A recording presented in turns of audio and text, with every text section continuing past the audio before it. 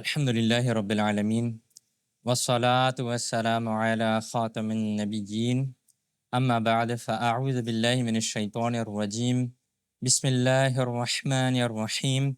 Mes chers frères en islam, répétez à haute voix après moi. As-salatu was-salamu alayka ya Rasulallah السلام عليك يا رسول الله wa ala alika wa ashabika ya Habiballah. وأصحابك يا حبيب الله As-salatu was-salamu alayka ya Nabiyallah السلام عليك يا نبي الله wa ala alika wa ashabika ya Nurallah. وأصحابك يا نور الله نويت سنة الاعتكاف. Je fais l'intention d'effectuer le i'tikaf surérogatoire en étant dans la mosquée. Mes chers frères en islam, il y a beaucoup de bienfaits à réciter la salat ala nabi, c'est-à-dire le durud sharif sur le bien-aimé prophète sallallahu ta'ala alayhi wa sallam. Il a rapporté dans un hadith de Muslim que le bien-aimé prophète sallallahu ta'ala alayhi wa sallam a dit: Man salla alayya wahidatan sallallahu alayhi ashran. Quiconque récite une fois la salat, une fois le durud sharif sur moi, Allah Azza wa Jal lui envoie 10 miséricordes. Subhanallah. Donc avec amour, avec respect et honneur pour le prophète alayhi salatu wa salam, récitons une fois la salat, le durud sharif sur lui. Sallu ala al-habib, sallallahu ta'ala ala Muhammad, sallallahu alayhi wa alihi wa sallam. Mes chers frères en islam, avant d'écouter le discours d'aujourd'hui, essayons de faire quelques bonnes intentions. Car le bien-aimé prophète sallallahu ta'ala alayhi wa sallam a dit innamal a'malu binniyat, c'est-à-dire les actions ne valent que par leurs intentions. Donc faisons l'intention, Inch'Allah, qu'on essaiera d'écouter le discours d'aujourd'hui du début à la fin pour obtenir l'agrément d'Allah, pour obtenir les récompenses, pour essayer de s'améliorer, pour essayer de se corriger, pour essayer d'apprendre la science religieuse aussi à ceux qui sont absents aujourd'hui, Inch'Allahul Karim. Tout ce que l'on entendra, on essaiera aussi de le mettre en pratique aujourd'hui, Inch'Allahul Karim. Chers frères en islam, Allah Azza wa Jal dit dans le noble Coran: وَكَذَلِكَ فَتَنَّ بَعْضَهُمْ بِبَعْضٍ لِيَقُولُوا أَهَؤُلَاءِ مَنَّ اللَّهُ عَلَيْهِمْ مِنْ بَيْنِنَا أَلَيْسَ اللَّهُ بِأَعْلَمَ بِالشَّاكِرِينَ صدق الله العظيم وصدق رسوله النبي الكريم الأمين. Traduction de Kanzul Irfan. Et c'est ainsi que nous avons éprouvé certains d'entre eux parmi d'autres. Et c'est ainsi que nous avons éprouvé certains d'entre eux parmi d'autres, afin qu'ils disent: sont-ce donc ceux-là parmi nous auxquels Allah a accordé sa faveur? Allah ne connaît-il pas parfaitement les shakirines, les reconnaissants? Et c'est ainsi que nous avons éprouvé certains d'entre eux par d'autres. C'est-à-dire que certaines personnes ont été éprouvées à travers d'autres personnes, afin que ces gens disent: est-ce que ce sont ceux-là parmi nous auxquels Allah a accordé la faveur? Et à la fin de ce verset, Allah Azza wa Jal, il dit: Allah ne connaît-il pas parfaitement les shakirines, les reconnaissants? On va essayer de comprendre aujourd'hui, Inch'Allah, le sens de ce verset. Chers frères en islam, aujourd'hui, il nous faut parler, à la lumière du Coran, d'une question très importante et couramment présente dans notre société. Dans certaines sociétés, voici quelques exemples de ce qu'il se passe. Par exemple, un enfant, parfois, est très intelligent, il est perspicace, il appartient à une famille riche, et il y a un autre enfant qui est pauvre et qui a un esprit un peu lent. Les gens pensent que l'enfant qui est intelligent et qui vient d'une famille riche va avoir de bonnes notes aux examens. Mais contre toute attente, c'est l'opposé qui arrive. L'enfant qui a un esprit un peu léger, un peu lent, qui est pauvre, obtient des bonnes notes. Parfois, il se passe qu'une personne très talentueuse, immensément riche, et certaines personnes pensent que, puisqu'il a de l'argent, toutes les réussites lui sont donc réservées. Mais très vite, une personne pauvre qui travaille dur le dépasse.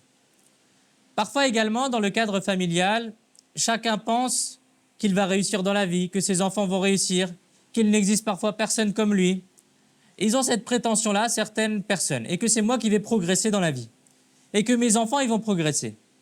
Et nous restons, et ces personnes-là restent dans cette prétention-là, dans cette supposition-là, quand alors c'est le petit frère ou le cousin ou un autre membre de la famille qui a davantage progressé que les autres.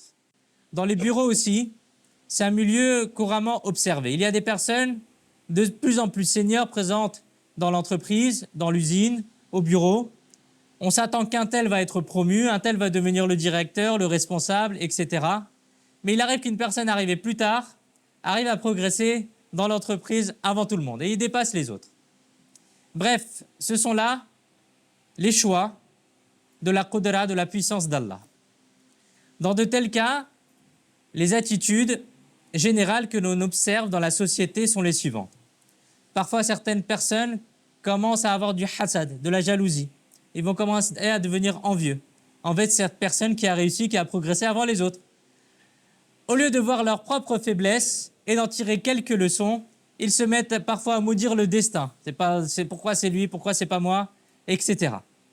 Un tel est jaloux de la réussite de l'autre. C'est pourquoi il a fait jeter un sort sur moi et c'est pour ça que j'arrive pas à progresser. Ou tel haut responsable a touché un pot de vin, du bakshish. Et il a fait avancer un incapable et c'était à moi de progresser à la place de lui. Et vous avez vu, il a offert à manger, il a donné à boire au chef et il a progressé. Et il a eu les faveurs du chef. Ici, qui regarde le mérite, c'est uniquement celui qui devient copain, qui a les bonnes amitiés, qui a les bons liens, qui arrive à progresser dans l'entreprise. En tenant ce genre de propos, les soupçons et la mauvaise opinion commencent à naître au sujet du système et des personnes. Ou bien lorsque l'on ne trouve rien d'autre à dire, on rejette toute la faute parfois sur des mauvais présages, ce qui est interdit en islam. Par certaines personnes, ils vont avoir des mauvais présages, ils vont dire il y a un chat noir, il s'est arrêté devant la maison, ou il a pleuré toute la nuit devant la maison, et c'est à cause de cela j'ai un mauvais destin. Ou c'est parce que on est dans une mauvaise période, ou c'est un mauvais mois, et de ce fait-là, j'arrive pas à progresser. Ou certains ignorants, ils maudissent leurs épouses, en disant c'est à cause de toi, tout ce qui m'arrive. Depuis que je me suis marié avec toi, ça y est, il n'y a que des catastrophes qui m'arrivent. Et depuis que tu es entré dans ma vie, j'ai que des échecs qui s'enchaînent, etc. Malheureusement, voilà ce que certaines personnes, elles disent. Ainsi, différents types d'attitudes négatives s'observent et s'entendent dans notre société. Mais est-ce que cela est réellement le véritable critère de la réussite? Est-ce que c'est le véritable critère de nos échecs? Est-ce qu'il est vrai que la malchance de quelqu'un retombe sur nous? Ou bien le problème est ailleurs? Est-ce que c'est seulement l'effet de la sorcellerie parce que certaines personnes, ils croient énormément ou beaucoup plus que ce qu'il faut à ça et vont dire c'est à cause de la sorcellerie ou de sortilège qu'il m'est arrivé tout cela. Regardons. Parlons d'un point de vue général. Il est possible que dans un cas, il y ait eu des pots de vin et que ça ait produit son effet négatif. Il est possible qu'à un endroit, à l'égard de quelqu'un, un haut responsable ait commis une injustice, c'est vrai. Quel est le principe en cela? Sous quel angle nous devons examiner cela? Sous quel regard nous devons considérer la réussite de quelqu'un? Allons, essayons de comprendre cela à travers ce noble verset, ce verset du Coran. Allah Azza wa Jal dit dans Surat Al-An'am, verset 53, وَكَذَلِكَ فَتَنَّا بَعْضَهُمْ بِبَعْضٍ. Et c'est ainsi que nous avons éprouvé certains d'entre eux au moyen des autres. Nous avons éprouvé, c'est ainsi que nous avons éprouvé, que nous avons mis à l'épreuve certains d'entre eux au moyen d'autres personnes. Autrement dit, dans la dunya, dans ce bas monde, il arrive qu'une personne devient une épreuve pour les autres. Une personne devient une épreuve pour les autres. Par exemple, celui qui est venu plus tard, dans l'entreprise, au travail, à l'école, il passe devant tout le monde. Et les autres sont tombés dans l'épreuve. Pourquoi? Comment cela est-il arrivé? Il commence à réfléchir. Comment lui, il a réussi et pas nous? Comment lui, il est arrivé à passer devant tout le monde? Dans la famille, celui qui était le plus pauvre est devenu riche. Et toute la famille est restée à regarder. Comment c'est possible? Celui qui était le plus jeune a accompli un grand exploit. Et de très grands gens expérimentés sont restés sur le bas-côté, à regarder ce qu'il se passe. C'est donc là l'épreuve des autres au moyen d'une seule personne. Comment? Il a été dit qu'ils disent donc, est-ce là ceux à qui Allah a accordé sa faveur parmi nous? Cela arrive, n'est-ce pas? les yeux restent écarquillés, ils restent étonnés. Lorsqu'une personne obtient un ou plusieurs succès, alors les autres, par jalousie, par hasad, ou en nourrissant de mauvais soupçons, ou en regardant avec mépris, disent « Ah bon? Est-ce donc lui qui est parvenu à un poste aussi élevé, à la réussite, au progrès? Et il a progressé, lui? Lui, il était pourtant très pauvre. Il était comme ceci, il était comme cela. Comment a-t-il pu passer devant les autres ?» À ceux qui tiennent de tels propos, Allah Azza wa Jal a répondu. Qu'est-ce que Allah Azza wa Jal dit dans ce verset 53 de Surat Al-An'am? Alaysa Allahu bi'a'lami bish-shakirin. Allah ne connaît-il pas parfaitement ceux qui sont reconnaissants, ceux qui sont shakirin, ceux qui remercient Allah? Autrement dit, Allah Azza wa Jal ne connaît-il pas ceux qui sont reconnaissants, ceux qui font le shukr, ceux qui remercient Allah? Bien sûr que si, Allah connaît ceux qui font le shukr. Le pauvre a progressé, c'était le choix de qui? D'Allah. Le pauvre a progressé, il est devenu riche, il a gagné beaucoup d'argent, c'est le choix de qui? C'est le choix d'Allah. Le nouveau venu a rapidement progressé. Les personnes riches, de longues années d'expérience, sont restées en arrière. C'était le choix d'Allah. Dans une famille, l'un a progressé, les autres sont restés en arrière, c'était le choix d'Allah. Et ce choix ne s'est pas fait sans règle, ni sans loi. Son principe est ce qu'il a été donné dans ce verset. C'est le shukr, c'est la gratitude, le remerciement, la reconnaissance envers Allah. Celui qui était reconnaissant a progressé. Celui qui était ingrat est resté en arrière. Celui qui s'est considéré comme l'humble serviteur d'Allah a progressé. Celui qui se reposait sur son intelligence, sur ses capacités, sur sa force, est resté en arrière. Celui qui est tombé dans l'orgueil de ses propres compétences est resté en arrière. Moi j'ai ceci, moi j'ai cela, moi je suis intelligent, moi j'ai la capacité. Cette personne-là est restée en arrière. Celui qui a travaillé de tout cœur et qui, avec humilité et modestie, continuait à faire dua, a lui progressé. Nous apprenons donc que la différence réside dans les critères du succès. Nous avons fixé certains critères de réussite, tandis qu'auprès d'Allah, il y a d'autres critères. Nous voyons certains critères apparents, la force, la capacité, l'intelligence, la richesse, etc. Mais auprès d'Allah, il y a d'autres critères. Nos critères sont que nous pensons que celui qui a le plus d'argent va réussir, celui qui a le plus de talent va obtenir le succès, celui qui possède un solide milieu familial, les liens, les relations, va obtenir les meilleurs postes. Celui qui détient la puissance est celui que les gens écoutent. Celui qui est intelligent est celui qui va réussir aux examens. Mais le Coran, qu'est-ce qu'il dit?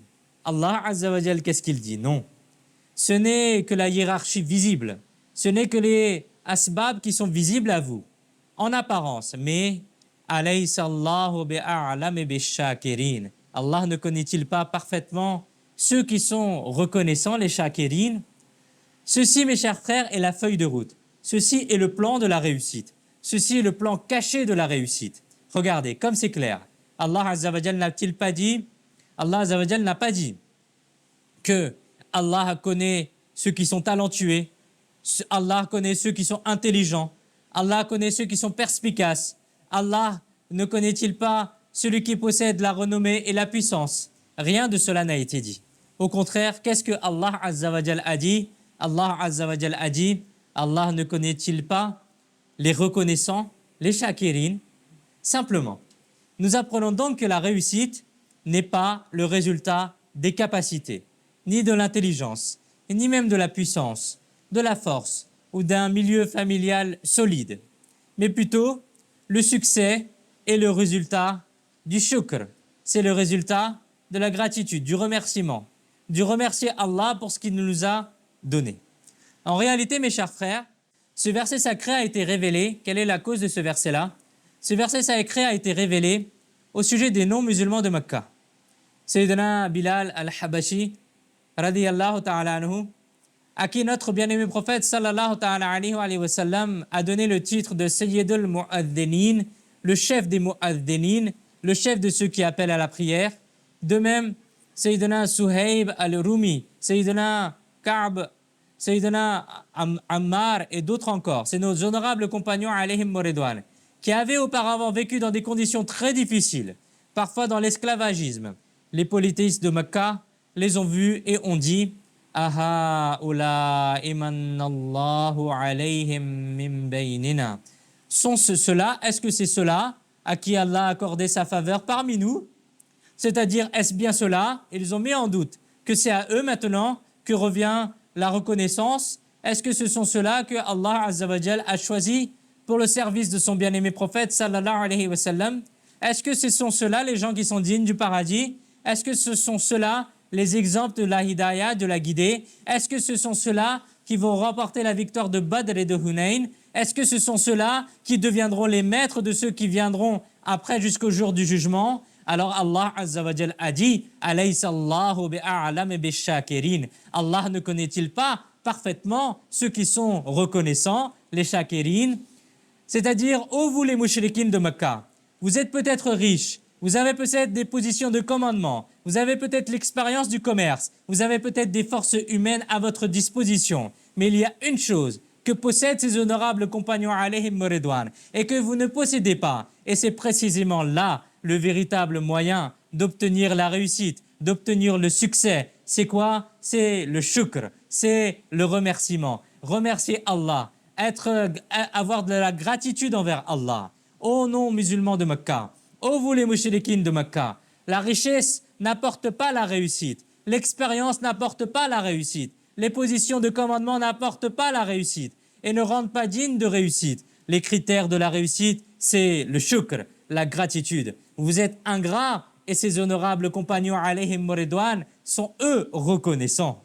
Chers frères en islam, nous apprenons donc que le critère de la réussite dans la dunya et dans la akhira, c'est le shukr, c'est la reconnaissance, c'est la gratitude envers Allah. Par conséquent, nous devons adopter le shukr, la gratitude. Notre noble et bien-aimé prophète, sallallahu ta'ala alayhi wa sallam, a dit Al-imanu nisfan, nisfun li shukri wa nisfun li sabri. La foi se compose de deux moitiés. Le iman, la foi, se compose de deux moitiés. Une moitié est dans le shukr et l'autre moitié est dans le sabr. Allahu Akbar. Quels sont les deux critères que nous devons adopter, mes chers frères? C'est le shukr et le sabr. Remercier Allah pour tout ce qu'il nous a donné et faire le sabr, patienter face aux épreuves, patienter face aux difficultés, ne pas ouvrir la bouche, ne pas dire des choses mauvaises, etc. Allah Azza wa Jal dit dans le noble Coran wa sayajzillahu shakirin.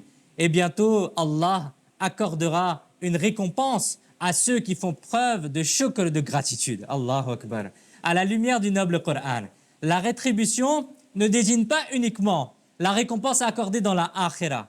Le fruit que l'on reçoit, les récompenses que l'on reçoit, les facilités que l'on reçoit dans la dunya à cause de nos œuvres sont aussi une rétribution, sont aussi une récompense qu'Allah nous donne. Et le fruit qui sera accordé dans la akhira, lui aussi sera une rétribution, une récompense. Allah Azza wa Jal a dit, nous accorderons bientôt la rétribution, la récompense, à qui? Il a dit à ceux qui sont shakirin, à ceux qui sont parmi les shakirin, parmi les reconnaissants, parmi ceux qui font le shukr. Allahu Akbar. Mes chers frères en islam, la porte de la cité du savoir, le quatrième calife des musulmans, Amir al-Mu'minin, Sayyidina Ali al-Murtada, surnommé le lion d'Allah, radiyallahu ta'ala anhu, a dit, certes, la ni'ma, le bienfait, est attaché au shukr. La ni'ma, le bienfait, est attaché au shukr. Et le shukr, c'est-à-dire la gratitude, est lié à l'accroissement. L'accroissement venant d'Allah ne cesse donc pas tant que la gratitude du serviteur ne cessera pas. Allahu Akbar. La ni'ma, certes la ni'ma, qu'est-ce que nous dit Sayyidina Ali radiyallahu ta'ala anhu? Certes la ni'ma, le bienfait, est attaché au shukr. C'est-à-dire la personne qui fait le shukr, qui remercie Allah, continue à recevoir des ni'ma, des bienfaits. Et le shukr est lié à l'accroissement. Plus la personne a fait le shukr, plus ses bienfaits, ils s'agrandissent, ils augmentent. L'accroissement venant d'Allah ne cessera donc pas tant que la gratitude, le shukr du serviteur ne s'arrête pas. Allah Azza wa Jal n'arrêtera pas de bénir son serviteur, d'accorder des ni'ma, des bienfaits à son serviteur, tant que le serviteur ne s'arrête pas de le remercier. Dites-moi, la réussite et le succès sont-ils un bienfait? la réussite et le succès sont-ils un bienfait? Oui, la réussite et le succès sont-ils un bienfait? Sont un bienfait. Si une personne a achevé la mémorisation du Coran, c'est un succès et c'est aussi un bienfait. Si une personne a achevé le cursus de savant, c'est un succès et aussi un bienfait. Si une personne a obtenu une facilité dans son risque halal, c'est un succès et c'est aussi un bienfait. Une bonne maison, un bon gagne-pain, un bon moyen de transport, tout cela sont aussi des bienfaits. Et chez nous, cela est aussi compté parmi les réussites. Sayyidina Ali radiyallahu ta'ala anhu a donc dit que le bienfait, c'est-à-dire toute forme de succès, est lié au shukr. Lorsqu'il y a du shukr, le succès arrive. Lorsqu'il y a davantage de shukr, on obtient davantage de succès. Lorsque le shukr prend fin, lorsque la personne s'arrête de faire le shukr, alors les réussites aussi s'arrêtent avec cela. Allahu Akbar. Mes chers frères en islam, on peut se poser la question, mais malgré cela, il y a beaucoup de personnes qui réussissent dans la vie. Il y a beaucoup de personnes qui arrivent à des succès, à des réussites dans la dunya et dans la akhira aussi. Et peut-être que ces personnes-là ne font pas le shukr. Ces personnes-là sont parfois même pas musulmanes et elles réussissent dans la vie. Alors écoutons bien. Les respectables savants disent que, certes, Allah fait jouir un bienfait aussi longtemps qu'il le veut. Il fait jouir un bienfait, il donne un bienfait à quelqu'un aussi longtemps qu'il le veut. Mais si l'on n'en rend pas grâce, si l'on ne fait pas le shukr pour cela, il le transforme pour ces gens-là en châtiment, en adab. Allahu Akbar. Quelle leçon saisissante. Avant tout, la réussite ne s'obtient que par le shukr. Mais si quelqu'un obtient malgré tout la réussite, alors qu'il n'est pas reconnaissant envers Allah, alors ce succès n'est plus un succès, mais il devient un châtiment pour la personne. Allah Azza wa Jal dit dans le noble Coran, dans Surat Al-Baqarah, verset 57, وَمَا ظَلَمُونَا وَلَكِنْ كَانُوا أَنفُسَهُمْ يَظْلِمُونَ. Ils ne nous ont causé aucun tort, mais ils ne cessaient plutôt de faire du tort à leurs propres âmes. C'est-à-dire que certaines personnes qui ont été gratifiées de très grandes réussites, par exemple ici, la noble Taura a été descendue pour eux, la victoire sur Pharaon leur a été accordée, la gouvernance de l'Égypte leur a été accordée, l'honneur d'être au service de Sayyidina Moussa alayhi salam leur a été accordé, Man et Salwa ont été descendus pour eux pour qu'ils puissent manger correctement, et combien de réussites et de bienfaits ne leur ont pas été accordés. Mais ils ont fait preuve d'ingratitude. Ils n'ont pas remercié pour cela. Alors les bienfaits ont été changés en châtiment et ils ont été frappés d'humiliation. Nous apprenons donc que le shukr, la gratitude, donne à la réussite la durée. Elle donne à la réussite la permanence. La personne peut recevoir des bienfaits même si elle n'a pas fait le shukr. Mais au bout d'un moment, ces bienfaits-là, ils vont s'arrêter. Et cela va devenir un adab, un châtiment pour la personne. Et l'ingratitude fait de cette même réussite une cause d'humiliation et de disgrâce. Mes chers frères en islam, Sayyidina Ka'b al-Ahbar radiyallahu ta'ala anhu, qui est un savant des livres précédents et aussi du Coran, a dit, lorsque Allah accorde un bienfait à un serviteur dans le bas monde, dans la dunya, puis que ce serviteur rend gratitude, remercie pour cela et fait preuve d'humilité pour Allah, alors celui qui est reconnaissant reçoit 2 récompenses. Regardons, pour nous motiver, quelle est la récompense de ceux qui font le shukr. La personne qui fait le shukr pour les bienfaits qu'elle reçoit, elle reçoit 2 récompenses. Premièrement, dans le bas monde, la personne profite de ce bienfait. Et dans la akhira aussi, son rang est élevé grâce à ce shukr. Son rang est encore plus élevé car elle a fait le shukr dans la dunya. Et si Allah accorde un bienfait au serviteur, mais qu'il n'en rend pas grâce, il n'adopte pas l'humilité, alors Allah retire dans le bas monde le profit de ce bienfait, le fruit de ce bienfait. Et dans la akhira aussi, une couche de l'enfer lui est ouverte. Désormais, selon la volonté d'Allah, soit il le châtie, soit il lui pardonne. Allahu Akbar.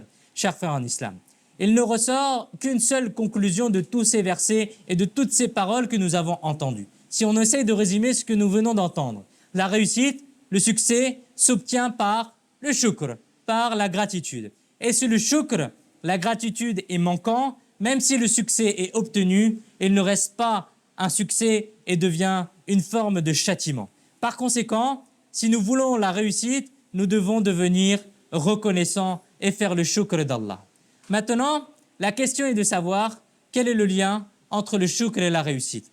Pour cela, essayons de comprendre les différentes formes de shukr, les différents sens de shukr. C'est à travers ces sens que nous verrons quelle est l'importance du shukr dans le chemin de la réussite. On a compris maintenant qu'il faut faire le shukr. pour obtenir le succès, pour obtenir la réussite dans la dunya et dans la akhira, il faut faire le shukr. Maintenant, quelles sont les différentes formes de shukr? Comment est-ce qu'on doit faire le shukr? Le premier sens de shukr est le suivant. Considérer le bienfait comme un don d'Allah. Que le serviteur reconnaisse du fond du cœur que l'intelligence n'est pas de mon propre mérite. C'est un don d'Allah. La force et la puissance ne sont pas de mon propre mérite, mais c'est un don d'Allah. Les biens et les richesses ne me sont pas de mon propre mérite, c'est un don d'Allah. Je suis doué, quel mérite ai-je? C'est la grâce d'Allah simplement. Ainsi, à propos de chaque bienfait, que le serviteur reconnaisse du fond du cœur que c'est la grâce et la générosité d'Allah tout ce que j'ai. Que je n'ai aucun mérite à cela. Voici ce qu'est le shukr, à la première forme de shukr. Remercier Allah en se disant que tout ce que j'ai, tous les bienfaits que j'ai, c'est uniquement le don d'Allah. Moi, je n'ai aucun mérite. C'est uniquement la rahma, la miséricorde, le don d'Allah que j'ai tout cela. Chers frères en islam, rappelons-nous bien ceci. Prendre le bienfait pour son propre mérite s'appelle la vanité ou l'autosatisfaction. Et cela fait partie des causes de l'échec. Et c'en est même une cause majeure. Regardons donc. Allah Azza wa Jal, regardons cet exemple. Allah Azza wa Jal avait accordé des trésors et des trésors à Qarun.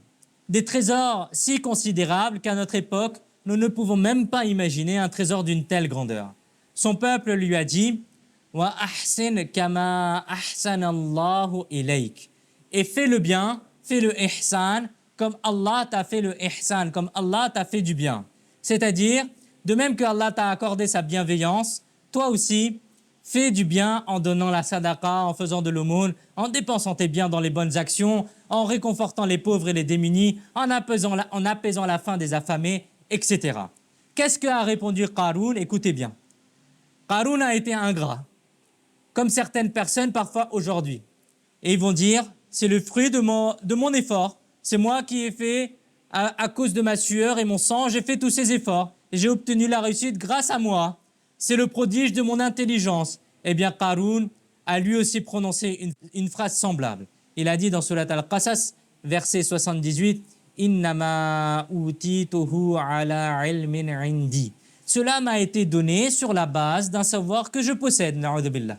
C'est-à-dire que cette richesse qui est la mienne, ce pouvoir que j'ai obtenu, n'est pas un don d'Allah, mais le résultat de mon ilm, de mon savoir, na'udhu billah. Qu'Allah Azza wa Jal nous en préserve. C'était de l'orgueil. Lorsque Qarun tombait dans cela, quelle a donc été sa fin? Allah Azza wa Jal, il dit dans le verset 82 Surat Al-Qasas, alors nous l'avons fait enfoncer dans la terre, lui et sa demeure. Allahu Akbar.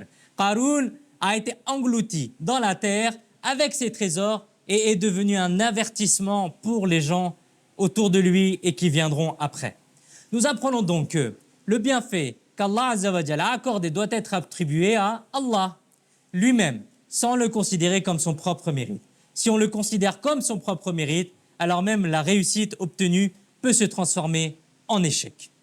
Mes chers frères en islam, réfléchissons maintenant à la bataille de Badr. Les gens de Mecca possédaient plus de richesses, plus de force, plus d'armes et un effectif beaucoup plus nombreux que les musulmans. Malgré cela, ils ont été vaincus par 313 musulmans. Allahu Akbar. En laissant de côté la bataille de Badr, imaginons un scénario. D'un côté, il y a une armée composée de 1000 personnes. De l'autre, il n'y a que 313 personnes. Les 1000 hommes ont des armes en abondance, des provisions de nourriture, de boissons en abondance, ainsi que davantage de compétences. De l'autre côté, les 313 personnes n'ont pas beaucoup d'armes, quelques provisions de nourriture et de boissons, presque inexistantes. Que dit notre esprit? À qui viendra le succès? Assurément, nous considérons que les 1000 vont obtenir le succès et vont remporter la bataille. Mais dans la bataille de Badr, le succès a été obtenu par qui? Par les 313 musulmans. Pourquoi? Le secret de cela a été exposé dans le noble Coran. Allah Azza wa Jal, dans Surat Al-Anfal, verset 47, il dit « Et ne soyez pas comme ceux qui sortirent de leur demeure avec arrogance et pour se montrer aux gens. Et ne soyez pas comme ceux qui sortirent de leur demeure avec arrogance et pour se montrer aux gens. » Qu'est-ce que les mouchriquines de Mecca ont dit? C'est-à-dire que les mouchriquines de Mecca étaient orgueilleux à cause de leur puissance. Il est rapporté qu'en chemin, beaucoup de gens leur dirent de ne pas se lancer dans la guerre, retourner à Mecca. Mais Abu Jahl, ce malheureux, disait « Maintenant, nous ne rentrerons pas. Nous sommes des gens courageux. Nous ne reprendrons haleine qu'en arrivant sur le champ de Badr. Là, nous montrerons notre bravoure. Nous effacerons le nom des musulmans de la page de l'histoire. Après avoir fait tout cela, nous y boirons du vin. Des danseuses et des chanteuses sont avec nous et nous les ferons danser et chanter pour fêter cela. Ma'adallah, qu'Allah Azza wa Jal nous en préserve. Astaghfirullah, astaghfirullah. Chers frères en islam, Allah Azza wa Jal nous a ici adressé une exhortation, un bon conseil aux musulmans, une demande aux musulmans. De même que ces gens se vantaient de leur force, de leur effectif et de leurs compétences, ne vous mettez pas vous aussi à vous enorgueillir, à devenir orgueilleux. Ainsi, sinon, de même que l'échec est devenu leur destin, votre destin pourrait le devenir lui aussi. Il nous faut donc, mes chers frères, être reconnaissants, faire le shukr, alhamdulillah, c'est-à-dire considérer nos compétences et nos aptitudes non pas comme notre propre mérite, mais comme un don d'Allah. Par sa bénédiction, nous obtiendrons la réussite, insha'Allahul Karim. Ceci, mes chers frères, est la première forme de shukr, être reconnaissant et considérer les bienfaits que l'on a comme le don d'Allah et non pas comme son propre mérite. Le deuxième sens de la gratitude, du shukr, c'est ar-rida bil yasir, c'est-à-dire être satisfait de peu. Soyons satisfaits de ce que Allah nous a accordé. Notre noble et bien-aimé prophète sallallahu ta'ala alayhi wa sallam a dit à Sayyidina Abu Huraira radiyallahu ta'ala anhu, adopte la qana'a, adopte le contentement. Sois satisfait de ce que tu as et tu seras le plus reconnaissant des hommes. Et tu seras le plus reconnaissant des hommes envers Allah. Nous apprenons donc que la qana'a, le contentement, est une forme de shukr. Chez nous, il arrive que beaucoup de gens restent à attendre l'obtention de moyens. Par exemple, ils disent « Quand j'aurai de la richesse, j'aiderai les pauvres. » Mon frère, si tu n'as pas d'argent, aide donc les pauvres sans argent. Fais traverser la rue à un aveugle, aide une personne handicapée, indique le chemin à quelqu'un. À défaut de toute autre chose, console un pauvre en le tapotant un peu derrière le dos. Faisons cela. Plusieurs personnes se disent « Je réunirai des milliers d'euros et ensuite je vais construire une mosquée. » C'est une bonne chose. Mais quand tu auras ces milliers d'euros, tu construiras. Pour l'instant, gagne au moins des récompenses en servant la mosquée avec quelques euros. Vous aussi, vous avez sans doute entendu cette phrase de la bouche de certaines personnes. « Ah, si j'avais tel poste, j'aurais telle richesse, je ferais telle chose pour l'islam. » Mon cher frère, lorsque ce poste viendra, on verra alors. Pour l'instant, tu es un habitant du quartier, de cette ville, alors commence donc à appeler à la droiture et à la bienfaisance les gens autour de toi. Tu es bien le fils de quelqu'un, alors sois un bon fils envers tes parents. Tu es bien le fils, tu es bien le membre d'une famille, alors deviens un membre bon et responsable de ta famille. Chez nous, beaucoup de jeunes restent au chômage, uniquement parce qu'ils disent « moi je ne vais pas faire ce travail-là, moi je ne veux pas faire ce travail-là, etc. etc. » Les petits emplois, ce n'est pas pour moi. À cela, je demande ceci, le petit emploi que vous trouvez, commencez donc par celui-ci. Le petit emploi que vous trouvez, commencez donc par celui-ci. Soyez satisfaits de ce que vous obtenez et remerciez Allah pour cela. Alors Allah y accordera encore plus d'avancement, encore plus de barakah. Bref, pourquoi pensons-nous que si j'obtiens cela, alors je ferai ceci? Quel que soit le bienfait, quelle que soit l'aptitude, quelle que soit l'étendue et quelle que soit la force qu'Allah Azza wa Jal nous a accordée, commençons à les utiliser. Allah Azza wa Jal nous ouvrira les portes du progrès et de la réussite. Écoutons une histoire, mes chers frères, de l'imam Ash-Shafi'i, rahmatullahi alayh, l'un des plus grands imams de son époque. L'imam Ash-Shafi'i, rahmatullahi alayh, qui est encore suivi par des millions et des millions de musulmans dans le fiqh, quand il était enfant, il était orphelin. Vous étiez orphelin. Et la pauvreté était telle que vous alliez étudier, vous n'aviez même pas de quoi acheter un stylo et de quoi écrire.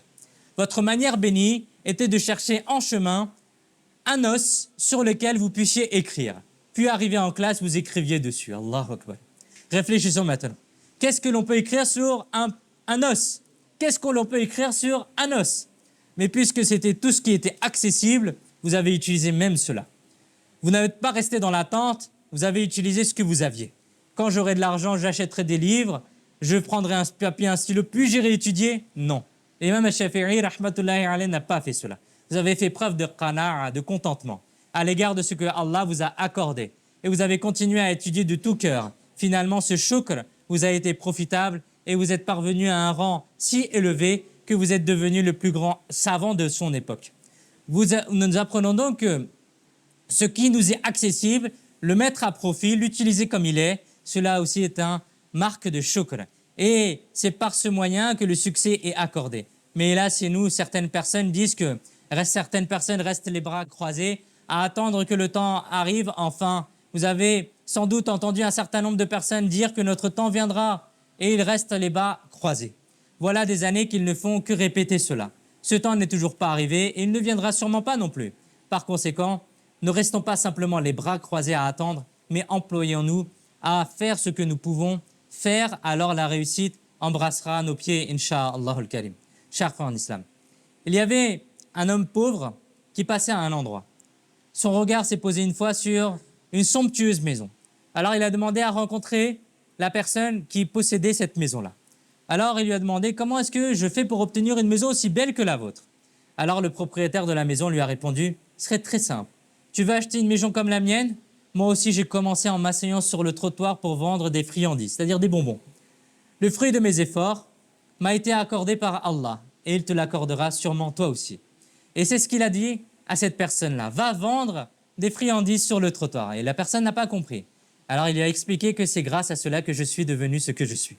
Nous apprenons donc que les moyens dont nous disposons sont la première porte de notre réussite. Si nous les utilisons, alors Allah nous accordera encore d'autres moyens. Qu'Allah Azza wa Jal nous permette de retenir ce que nous avons entendu et de le propager aux autres. Amin. Bijahin nabiyyi al-amin. Sallallahu alayhi wa sallam. Sallu ala al-habib. Sallallahu ta'ala ala Muhammad. Sallallahu alayhi wa sallam.